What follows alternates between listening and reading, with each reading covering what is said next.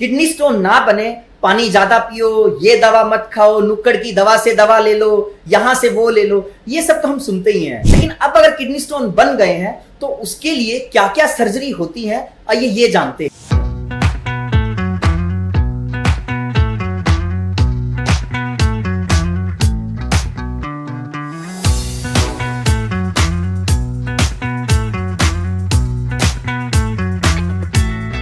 Kidney stone के लिए basically RIRS, PCNL और URSL ये 3 सर्जरी होती हैं।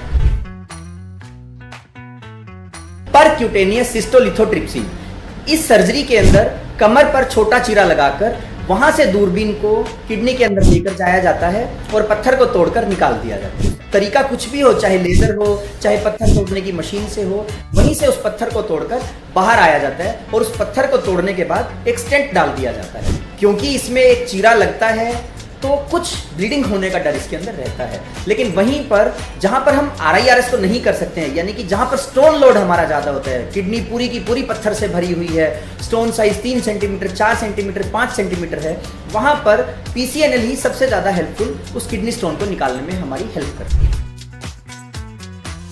है। आइए जानते हैं RIRS होता क्या है। RIRS मतलब रेट्रोग्रेड इंट्रारीनल सर्जरी, यही स्टोन के लिए सबसे लेटेस्ट टेक्निक है। आइए इसको करते कैसे हैं, पहले ये जानते हैं इसका प्रोसीजर क्या है।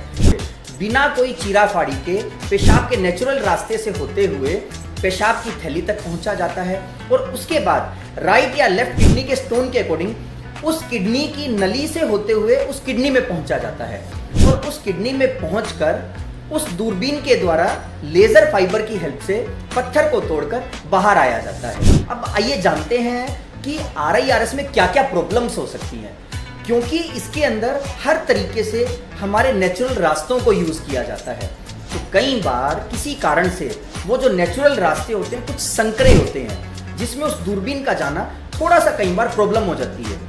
ऑल्दो इस प्रॉब्लम की संभावना 5 से 10% ही होती है, लेकिन स्टिल उस दूरबीन को लेके जाने में अगर प्रॉब्लम हो तब ये उस कंडीशन में हम एक स्टेंट डालकर आ जाते हैं, जिसको उसके बाद 10 या 15 दिन के बाद दोबारा से इस सर्जरी को किया जाता है। तीसरी कंडीशन है URSL यानी कि यूरिट्रोरिनोस्कोपिक लिथोट्रिप्सी। इस सर्जरी का प्रयोग बेसिकली किडनी और पेशाब की थैली की जो नली है, अगर उस नली के अंदर पथरी फंस जाती है तब किया जाता है। इसके अंदर भी पेशाब के नेचुरल रास्ते से होते हुए पथरी तक पहुंचा जाता है और उसे तोड़कर उसे निकाल दिया जाता है।